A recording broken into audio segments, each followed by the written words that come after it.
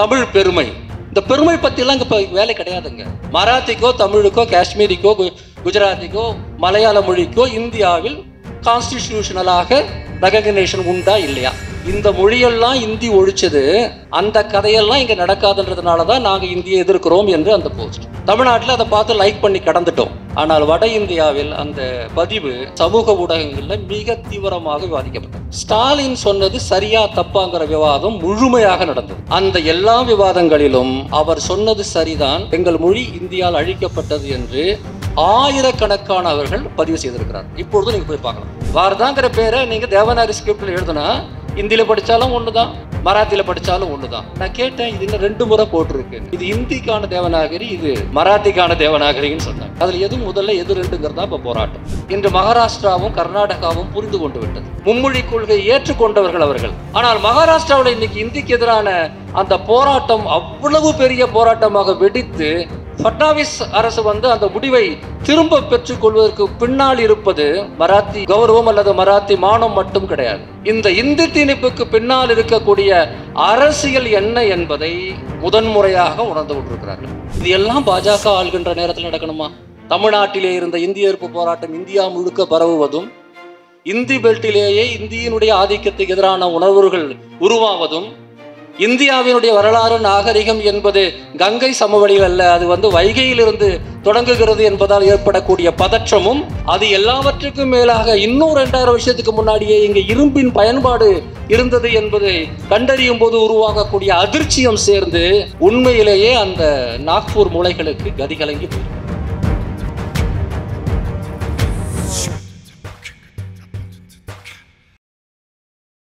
மொழி ஆதிக்கத்தை எதிர்ப்பது என்ன அப்படின்னு நாம் சொல்லும்போது நம்ம அதுக்கு என்ன பொருள்?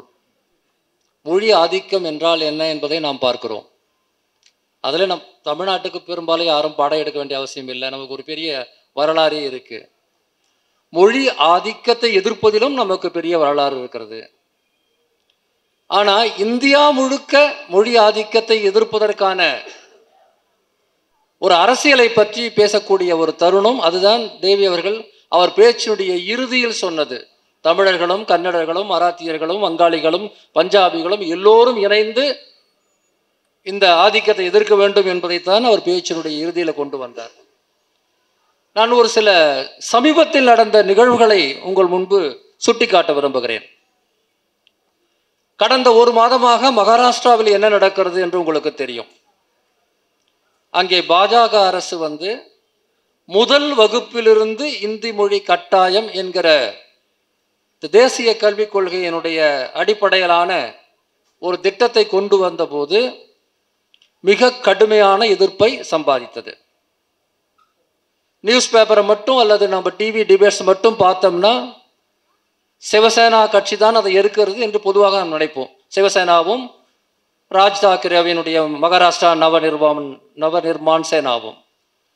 ஆனால் உண்மை என்னன்னா, மகாராஷ்டிராவில் இருக்கக்கூடிய எல்லா எழுத்தாளர்களும் அறிவுஜீவிகளும் சமூக தலைவர்களும் மிக கடுமையாக பாஜக அரசாங்கத்தினுடைய அந்த கொள்கை முடிவை எதிர்த்து வருகிறார்கள். இன்னைக்கு அவங்க பின்வாங்கி இருக்கிறாங்க. இங்க ஒரு கேள்வி உங்களுக்கு எழலாம். இந்தியாவில் இந்தி சினிமாவின் மையமே பாலிவுட், பாம்பே தான். மகாராஷ்டிராவில் இந்தி ஏற்கனவே நிறைய பேருக்கு தெரியும் என்று ஒரு கருத்து இருக்கிறது. அவர்கள் கூட இந்தியை முழுமையாக எதிர்க்கிறேன் அப்படிலாம் ஒன்றும் சொல்லலை. முதல் வகுப்பிலிருந்து இந்தி கட்டாயம் என்பது எங்களுக்கு ஆபத்தானது என்று சொல்லியிருக்கிறார்கள். ஆனால் இப்படித்தான் தோழர்களே எதிர்ப்பு அரசியல் தொடங்கும். அது ஏன் தொடங்குகிறது? பாஜகவை விட தீவிர இந்துத்துவ கட்சியாக இருந்த சிவசேனா ஏன் அதை செய்கிறது? பல சமயங்கள் அவங்க சொல்லுவாங்க, பிஜேபிக்கு இந்துத்துவம் போதாது, நாங்கள் தான் உண்மையான சிவாஜியின் நேரடி வாரிசு என்று சொல்வார்கள். ஏன் அவர்களால் இதை பேச முடிகிறது என்று சொன்னால், 1937, 38, 39 அந்த காலகட்டத்தில் தமிழ்நாட்டில் முதல் மொழிப்போர் நடந்த காலகட்டத்தில் தந்தை பெரியார், பேரறிஞர் அண்ணா போன்றவர்கள் ஒரு விஷயத்தை பல இடங்களில் சுட்டி காட்டியிருந்தாங்க. அவர்களுடைய உரைகளை பார்க்கும்போது தெரியும். அவங்க எல்லா மேடைகளையும் அதை சொல்லுவாங்க. 65 மொழி போராட்டத்தின் போதும் அதை மீண்டும் மீண்டும் சொல்லி கேள்விப்பட்டிருக்கிறோம். ஆக இந்த டெல்லி ஏகாதிபத்தியத்தினுடைய பாணி எப்படி இருக்கணும்னா, ஆங்கிலத்தை அகற்றிவிட வேண்டும் என்று சொல்வார்கள். முதலில் தாய்மொழி, அதன் பிறகு இந்தி. தமிழ்நாட்டில் சொன்னால் தமிழ், இந்தி ரெண்டுமே சமமாக கொண்டு வர வேண்டும் என்று சொல்வார்கள். அதன் பிறகு தமிழை முதலிடத்திலும் இந்தியை 2ஆம் இடத்திலும் வைத்து 10 வருஷம் கழித்த பிறகு இந்திய முதலிடத்திலும் தமிழை 2ஆம் இடத்திலும் வைப்பார்கள். அப்புறம் கொஞ்ச காலம் போன உடனே தான் இந்தி தான் இந்தியா முழுக்க இருக்கு, இந்த 3ஆவது மொழி எதுக்கு, 2ஆவது மொழி எதுக்கு என்று தமிழை விளக்குவார்கள். அப்படிங்கிற ஒரு விஷயத்தை பல மேடைகளில் சொல்லி பார்க்கலாம். அது கேட்கறதுக்கு ஏதோ ஒரு அடுக்குமொழியாக சொல்கிறாங்க அப்படின்னு தான் தெரிஞ்சது. ஆனால் அந்த உண்மையை இன்று மகாராஷ்டிராவும் கர்நாடகாவும் புரிந்து கொண்டு விட்டது. மும்மொழி கொள்கையை ஏற்றுக்கொண்டவர்கள் அவர்கள். நல்லா கவனிங்க, மும்மொழி கொள்கையை ஏற்றுக்கொண்டவர்கள். ஆனால் மகாராஷ்டிராவில் இன்னைக்கு இந்திக்கு எதிரான அந்த போராட்டம் அவ்வளவு பெரிய போராட்டமாக வெடித்து ஃபட்னாவிஸ் அரசு அந்த முடிவை திரும்ப பெற்றுக்கொள்வதற்கு பின்னால் இருப்பது இந்த ஊடகங்கள் சொல்வதை போல வெறும் மராத்தி அஸ்மிதா மட்டும் அல்ல, மராத்தி கௌரவம் அல்லது மராத்தி மானம் மட்டும் கிடையாது. இந்த இந்தி திணிப்புக்கு பின்னால் இருக்கக்கூடிய அரசியல் என்ன என்பதை முதன்முறையாக உணர்ந்து கொண்டிருக்கிறார்கள். இதற்கு பின்னால் இருக்கக்கூடிய ஒரு முக்கியமான ஒரு இன்டலெக்சுவல் கான்ட்ரிபியூஷனை இந்த போராட்டத்துக்கு நடத்தி கொண்டிருக்கும் இந்த போராட்டத்தில் தரக்கூடியவர் என்னுடைய அன்புக்குரிய நண்பர் டாக்டர் தீபக் பவார். அவர் எங்களுடைய மொழி உரிமை இயக்கத்தில் 2015 தொடர்ச்சியாக எங்களோடு பயணம் செய்பவர். 2015 சென்னையில் நாங்கள் மொழி உரிமை மாநாடு என்ற ஒரு நிகழ்வை நடத்தினோம். அது 65 இந்தி எதிர்ப்பு போராட்டத்தின் 50வது ஆண்டு நினைவாக நடத்தப்பட்டது. அந்த நிகழ்வுக்கு வந்திருந்த தீபக் பவார் திரும்பி சென்று சிவசேனாவினுடைய சாம்னா பத்திரிகையில் ஒரு பெரிய கட்டுரை எழுதினார். அந்த கட்டுரையின் அடிப்படையில் சிவசேனா ஒரு தலையங்கம் எழுதியது சாம்னா பத்திரிகையில். அதில் அவர்கள் குறிப்பிட்டிருந்த அந்த தலைப்பு மீண்டும் தெற்கு வழிகாட்டுகிறது என்பது. அதே காலகட்டத்தில் அந்த மாநாட்டில் கலந்து கொண்ட தோழர் பவித்ரன் கேரளாவிலிருந்து வந்தவர் 6 பக்கம் மாத்தியமம் பத்திரிகையிலே அந்த மாநாடு பற்றி கட்டுரை எழுதினார். அது பஞ்சாப், குஜராத் அல்ல, ஒரிசா, வங்காளம் போன்ற இடங்களில் கூட அந்த செய்திகள் சென்றது.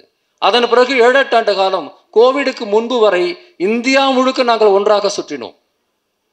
டாக்டர் தீபக் பவார் முன்மொழிந்த அந்த அரசியலை இன்று சிவசேனாவும் எம்என்எஸும் ஏற்றுக்கொண்டு அங்கே இருக்கக்கூடிய சமூக அமைப்புகளும் இலக்கிய அமைப்புகளும் ஏற்றுக்கொண்டதின் விளைவுதான் மகாராஷ்டிராவில் இந்த போராட்டம். வெறும் கட்சியின் போராட்டமாக இருந்தால் சுலபமாக நசுக்கி இருப்பார்கள். ஆனால் ஒட்டுமொத்த மராத்தி மக்களே எழுந்து நின்றார்கள். இதை பற்றி நான் சொல்லும் போது நான் நேரில் பார்த்த ஒரு சம்பவத்தை சொல்ல வேண்டும்.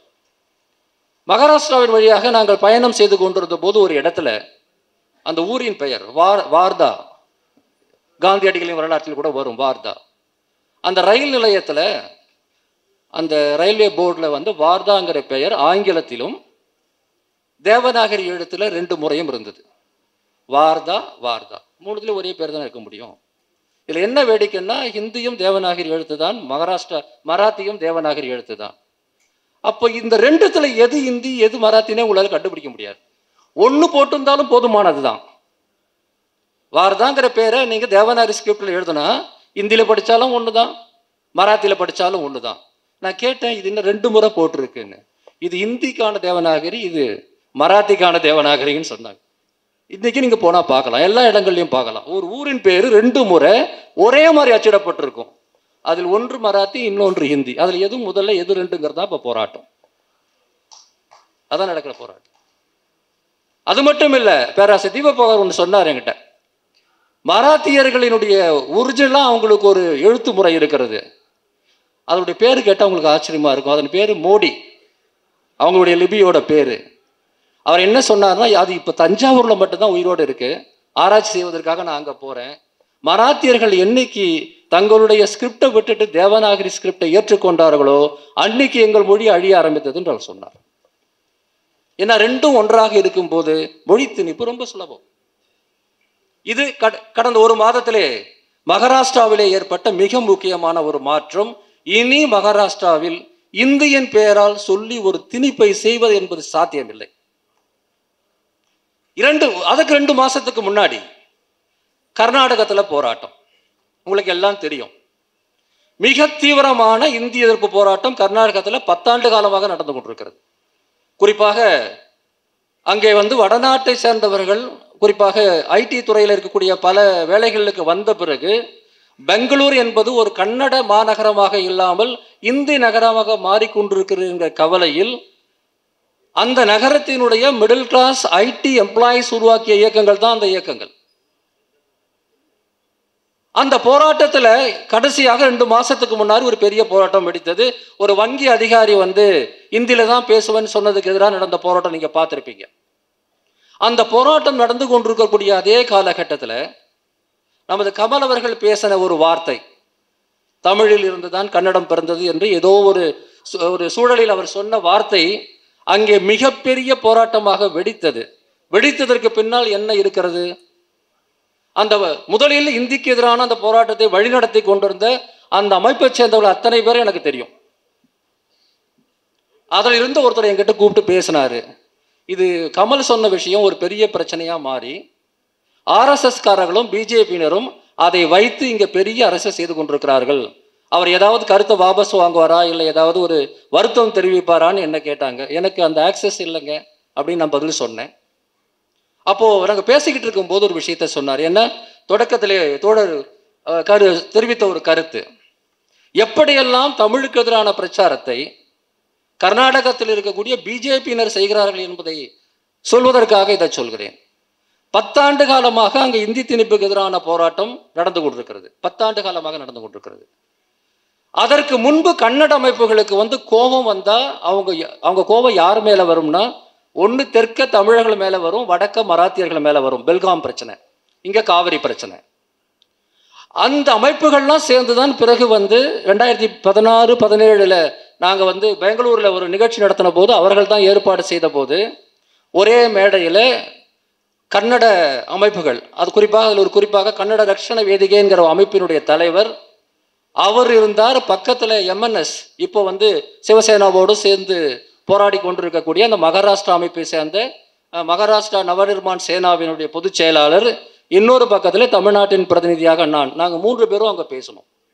அப்போ அந்த கன்னட அமைப்பின் சேர்ந்த தலைவர் நான் பேசியதிலிருந்து குறிப்பிட்டார், நமக்குள்ள பல முரண்பாடுகள் இருக்கலாம், ஏன்னா நம்ம பங்காளிக்குள்ளனா பிரச்சனை வரதான் செய்யும், அதுக்கு எதிரிக்கு இடம் கொடுத்து விடக்கூடாது என்று நான் பேசினேன். அதை சுட்டிக்காட்டி அவர் பேசினார். அப்போ அந்த எம்என்எஸ்னுடைய பொதுச் செயலாளர் ஒரு வார்த்தை சொன்னார், அது எப்படிங்க இந்தி வந்துடும், வந்தால் மகாராஷ்டிராவை தாண்டி தானே இங்கே தெற்க வரும், நாங்கள் அங்கேயே அதை நிறுத்தி விடுவோம் என்று பேசினார். இப்படி இருந்த சூழலினுடைய ஒற்றுமையை குலைத்தார்கள். அப்போ இந்த கமல் பேசியதை வைத்து அங்கே நடத்திய அரசியலின் போது அது முழுக்க அந்த இந்தி எதிர்ப்பு உணர்வை மழுங்கடித்து மீண்டும் ஆட்டாள் நாகராஜ் காலத்தில் கொண்டு போன மாதிரி தமிழ் எதிர்ப்பாக மாற்றுவதற்கு முயற்சி செய்தார்கள். ஆனால் அவங்க பெரிய வெற்றிலாம் பெறல. அப்போ ஒரு விஷயத்தை என்கிட்ட சொன்னார். அதாவது நம்ம தமிழ்தாய் வாழ்த்துல நீங்க சுட்டிக்காட்டி பேசுனீங்க இல்லையா, கன்னடமும் கலிதெலுங்கும் கவின் மலையாளமும் துளுவும் உன் உதிரத்தே உதித்தெழுந்து ஒன்று பல ஆகிடினும் ஆரியம் போல் உலக வழக்கொழிந்து அழியா உன் சீரிலமை திறம் உயர்ந்து செயல் மறந்து வார்த்துதுமே. இது மனோன்மணியினார் பாடல். அதில் அந்த 3 வரிகளை கலைஞர் எடுத்து விட்டார். அதெல்லாம் உங்க அந்த விஷயம்லாம் தெரியும். ஆனால் நம்ம தமிழ்தாய் வாழ்த்துல கன்னடத்தை இழிவுபடுத்தி இருக்கிறது என்கிற பிரச்சாரத்தை அந்த நேரத்தில் கட்டமைச்சிருக்கிறாங்க. அது ஒரு மிகப்பெரிய அளவுக்கு சமூக ஊடகங்கள்ல தமிழ்நாடு அதனுடைய ஸ்டேட் ஆந்தம்லேயே கன்னடர்களை இழிவுபடுத்தி இருக்கிறது என்ற பிரச்சாரம் நடந்திருக்கிறது. நான் இந்த விஷயத்தை சொல்லும் போது அவர் அதிர்ச்சி அடைந்து, ஏற்கனவே அப்படி இருந்ததை நீங்க எடுத்துட்டேன்னு நீங்க சொல்றீங்க, ஆனா கன்னட மொழியை இதை மாதிரி பேசுறாங்க அப்படின்னு சொல்லிட்டு இங்க பிரச்சாரம் நடக்குது. அப்பதான் சொன்னேன், 10 வருஷமா நாம ஒன்னா இருக்கிறோம், ஆனா நமக்குள்ள போதுமான அளவுக்கு கருத்து பரிவர்த்தனை நடக்கல. அதன் காரணமாக ஒரு பொய் பிரச்சாரத்தை அவர்களால் நடத்த முடிகிறது என்று நாங்கள் பேசிக்கொண்டிருந்தோம். அதன் பிறகு சில ஊடகங்கள்ல இந்த தெளிவுகளை எல்லாம் கொடுப்பதற்கு அவர்கள் முயற்சி செய்தார்கள். ஆனால் இந்த முறை முழுக்க அவர்களுடைய திட்டம் வெற்றி பெறவில்லை.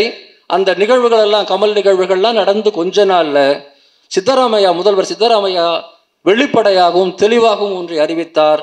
தமிழ்நாடு போலவே கர்நாடகத்துக்கும் இருமொழி கொள்கைதான் வேண்டும் என்று அறிவித்தார். பழைய காலத்துலன்னா வாட்டாள் நாகராஜ மாதிரியான ஆட்கள் ஜெயிச்சிருக்க முடியும். இப்போ அது நடக்காது. இவ்வளவு நடந்த பிறகும் மொழி சார்ந்த இந்த போராட்டத்தில் தமிழர்களோ, மராத்தியர்களோ, கன்னடர்களோ, வங்காளிகளோ, பஞ்சாபியரோ, மலையாளிகளோ ஒன்று சேர்ந்து இருக்க வேண்டும் என்கிற சூழல் முன்பை விட அதிகரித்திருக்கிறதே ஒழிய இவர்கள் சதி செயல்களால் குறையவில்லை. நான் சொல்ல விரும்புகிற மூன்றாவது உதாரணம் அதுதான். ஒரு 6 மாதத்துக்கு முன்பு இந்த பிரச்சனை வெடித்த போது தமிழ்நாடு முதலமைச்சர் மாண்புமிகு மு.க. ஸ்டாலின் அவர்கள் ஒரு ட்வீட் போட்டிருந்தார். நீ இந்தி திணிக்கும் போது என்னெல்லாம் செய்வன்னு எனக்கு தெரியும் அப்படிங்கிறது தான் அந்த ட்வீட்டுடைய சாராம்சம். வட இந்தியாவில் இருந்த பல மொழிகள் இந்தி ஏற்கனவே கொன்று குவித்து விட்டது.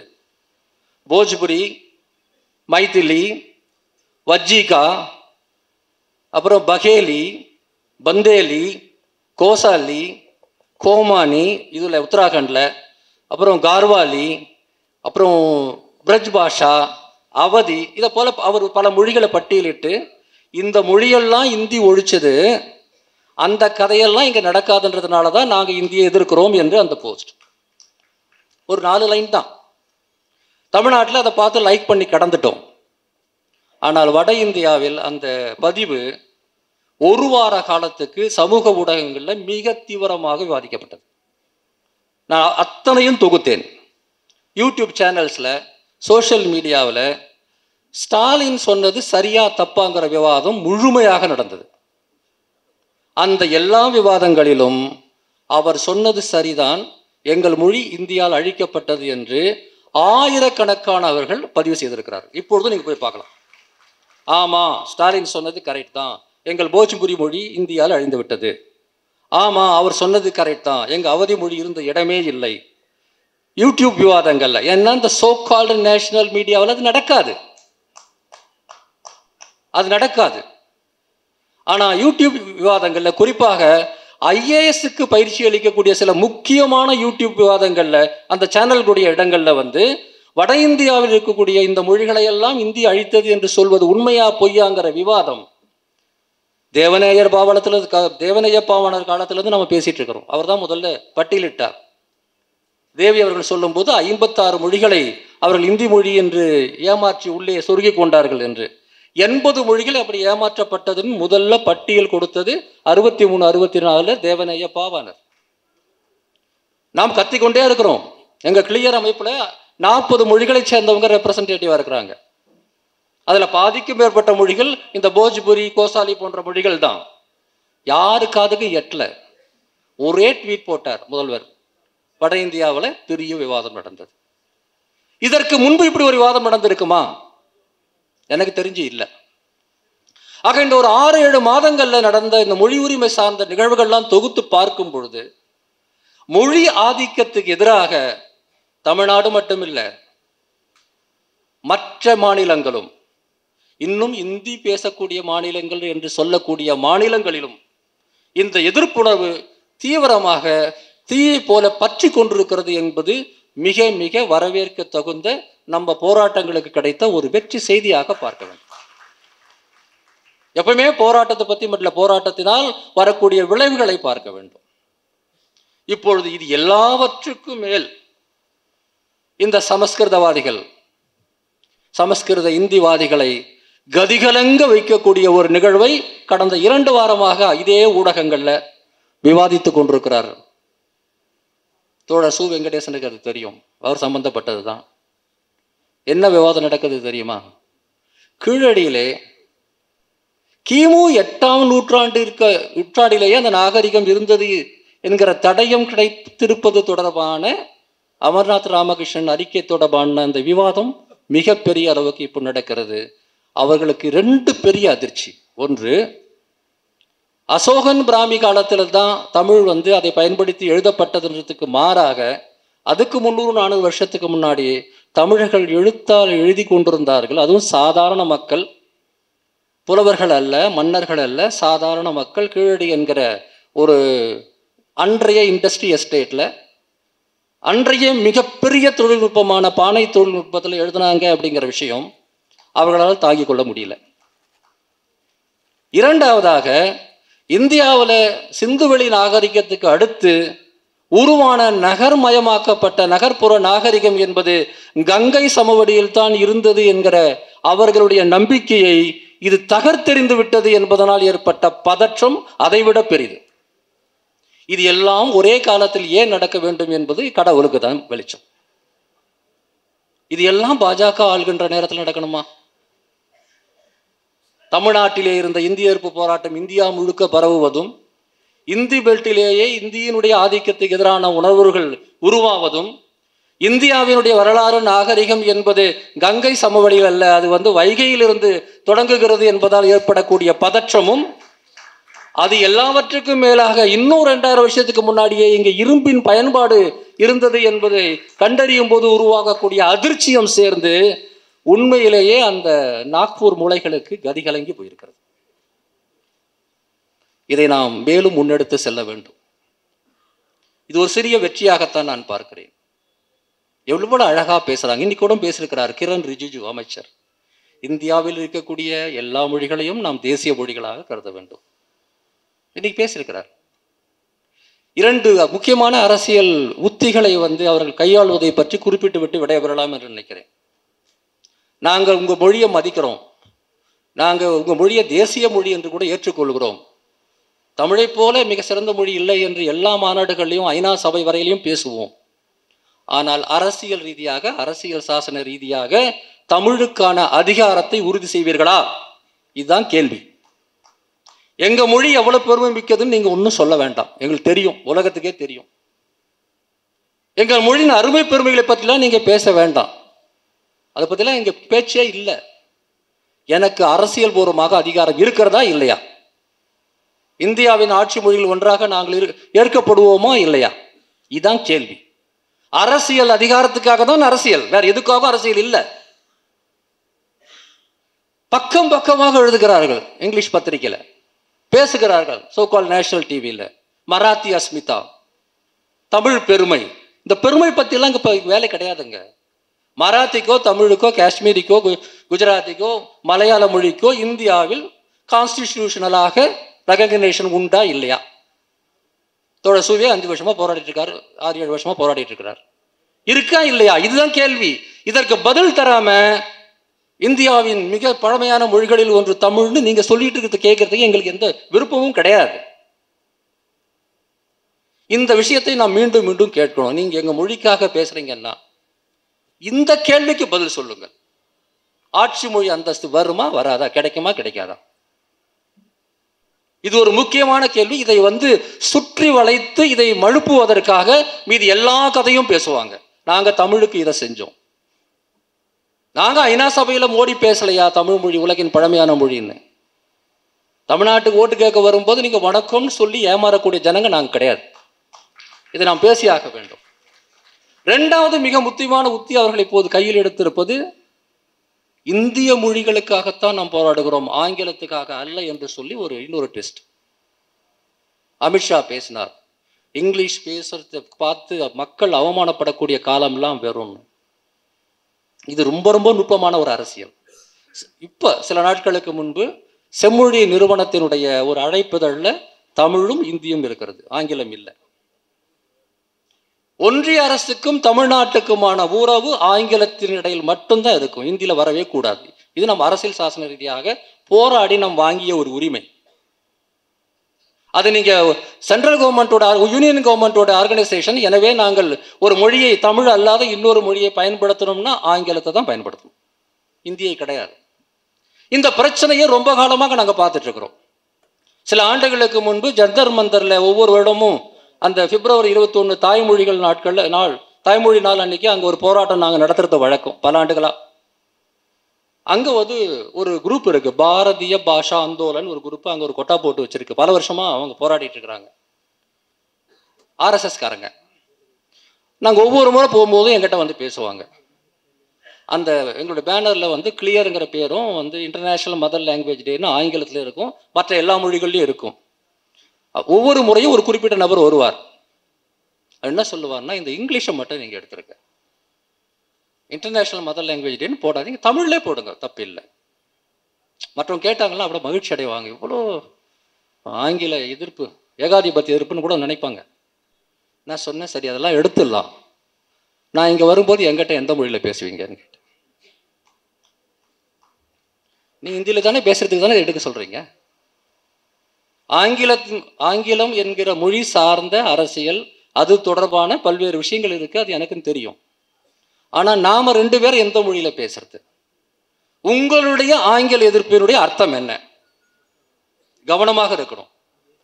தமிழ் மொழிக்காக போராடுகிறோம், தாய்மொழிக்காக போராடுகிறோம், எந்த ஆதிக்கத்தையும் ஏற்றுக்கொள்ள முடியாது.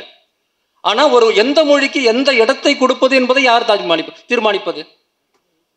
ஆக அவர்கள் ரொம்ப திட்டமிட்டு இப்ப செய்து கொண்டிருக்கக்கூடிய அந்த பரப்புரை என்னன்னா, ஆங்கிலத்தை எதிர்க்க வேண்டும். எதிர்த்து தான் பாருங்களேன். வட இந்தியா முழுக்க இந்தி மொழிக்கு கூட எந்த வளர்ச்சியும் செய்யாத, சமஸ்கிருதத்துக்கு பணத்தை கொடுத்து பண்டிதர்களை வைத்து மாடுகளுக்கு ஸ்தோத்திரங்களை சொல்லிக்கக்கூடிய வேலை செய்து கொண்டிருக்கக்கூடிய இந்த அரசாங்கம் உண்மையிலே இந்தி மொழிக்கு கூட, இந்தி பேசும் மக்களுக்கு எதையும் செஞ்சது கிடையாது. அங்கேயும் உண்மையிலேயே பாஜகவின் தலைவர்கள் உட்பட அரசினுடைய முக்கிய பொறுப்பில் இருக்கிற அத்தனை பேரும் இங்கே போல எல்லா இடங்களிலும் ஆங்கிலம் சார்ந்துதான் இருக்கிறது. ஆனால் அங்கே இருக்கிற சாதாரண இந்தி பேசுகிற மக்கள் இங்கிலீஷ் படிச்சிடக்கூடாதுங்கிறது தான் இப்போ பிரச்சனை. ஆக ஆங்கில எதிர்ப்பு என்ற பெயரிலும் வருவார்கள், தமிழ் ஆதரவு என்ற பெயரிலையும் வருவாங்க, இந்திய மொழிகள் அனைத்தையும் நாங்கள் தேசிய மொழியாக ஏற்கிறோம் என்ற பெயரிலும் வருவார்கள், தமிழை போல ஒரு மொழி உண்டா என்றும் பேசுவார்கள். எவ்வளவு பேசினாலும் தமிழ் மொழிக்கு அரசியல் ரீதியாக அதிகாரம் கொடுப்பீங்களான்னா கொடுக்க மாட்டாங்க. எனவே அந்த ஒரு கேள்வியைத்தான் 1000 முறை நாம் திருப்பி கேட்க வேண்டும். உன்னுடைய புகழ்ச்சியெல்லாம் எனக்கு வேண்டாம், அதையே வச்சுக்கோ. இந்தியாவில் இருக்கக்கூடிய இந்த மொழிகள் அனைத்துக்கும் அரசியல் சாசன ரீதியாக அங்கீகாரத்தை பெறாத பட்சத்தில் கல்வியிலோ, வேலை வாய்ப்பிலோ, தொழில்துறையிலோ, தொழில்நுட்ப துறையிலேயோ எந்த துறையிலும் நாம் முன்னேற முடியாது. அதற்கு நேரெதிராக இருந்து கொண்டு, அதற்காகவே தேசிய கல்விக் கொள்கையை உருவாக்கி வைத்து கொண்டு நமக்கு ஆதரவாக பேசுகிற, பசப்புகிற இந்த RSS பிஜேபியினுடைய பித்தலாட்டத்தை நாடு முழுக்க தோலுரிக்க வேண்டிய ஒரு கட்டத்தில் நாம் இருக்கிறோம். மொழி உரிமை போராட்டம்ங்கிறது வெறும் மொழி பிரச்சனை மட்டுமல்ல. அது இந்தியாவை பொறுத்தவரையில அது வர்ண சாதிய பிரச்சனை, இந்தியாவை பொறுத்தவரையில அது ஒரு வர்க்க பிரச்சனை, இந்தியாவை பொறுத்தவரையில் அது ஒரு கூட்டாட்சி பிரச்சனை. எல்லா பிரச்சனைகளும் ஒன்று கலந்த ஒரு வெளிப்பாடுதான் மொழி பிரச்சனை. அது வெறும் மொழி பிரச்சனை கிடையாது. நான் எந்த மொழியில சிந்திக்கணும், எந்த மொழியில எழுதணும், எந்த மொழியில உனக்கு கடிதம் எழுதணும், அரசோட எந்த மொழியில உறவாடணும், ஒரு தனியார் நிறுவனத்தோட எந்த மொழியில் உறவாடணுங்கிற எல்லா விஷயங்களிலும் ஒரு ஜனநாயக நாட்டில் மக்களாகிய நமக்கு உரிமை இருக்கிறதா இல்லையா என்கிற பிரச்சனை அது. இந்த பிரச்சனை திசை திருப்புவதற்காக நான் உங்க மொழிக்கு இதை செஞ்சேன் அதை செஞ்சேன்னு சொல்லி கொண்டு வரக்கூடிய அந்த பசப்புகள் இப்ப ரொம்ப அதிகமாக இருக்கிறது. அதை முறியடிக்க வேண்டியிருக்கிறது. நண்பர்களே, தொடர்ச்சியாக நடந்த பல போராட்டங்கள், 100 ஆண்டு காலமாக தமிழ்நாடு நடத்திய மொழி போராட்டங்கள் எதுவுமே வீணாகவில்லை. ஒன்றிய அரசாங்கத்தினுடைய NCERT சமீபத்தில் ஆங்கில மொழியில பாடநூல்களை வெளியிட்டிருக்கிறார்கள். அந்த பாடநூலுக்கு தலைப்புகள்லாம் சான்ஸ்கிரிட்ல கொடுத்துருக்குறாங்க. பூர்வி, வச்சனா என்னவோ பேரு. அதற்கு எதிராக வந்த முதல் குரல் எந்த குரல் தெரியுமா? வழக்கமாக வருகிற தமிழ்நாட்டு குரல் அல்ல. அதை கண்டித்து வந்த முதல் குரல் கேரளாவினுடைய கல்வி அமைச்சருடைய குரல். அதுதான் இன்றைய சூழல். ஆக இந்த சூழலில் அனைத்து மக்களோடும், அனைத்து இனத்தோடும், அனைத்து மொழியினரோடும் இணைந்து செயல்பட்டு இந்த ஆதிக்கங்களை நம்மால் வீழ்த்த முடியும். முதல் முறையாக அவர்கள் ஏவிய எல்லா அஸ்திரங்களும் பலனற்று போவதை அவர்களே பார்த்து கொண்டிருக்கிறார்கள். அதனால் தான் இன்னைக்கு கிரண் ரிஜிஜு சொல்றார், நாங்க எல்லா மொழியுமே தேசிய மொழியாக ஏத்துக்கிறோம்னு. எல்லா மொழிகளும் அதிகாரபூர்வமாக ஆட்சி மொழியாக ஆக்குங்கள், மற்றதை பிறகு பேசலாம். நன்றி.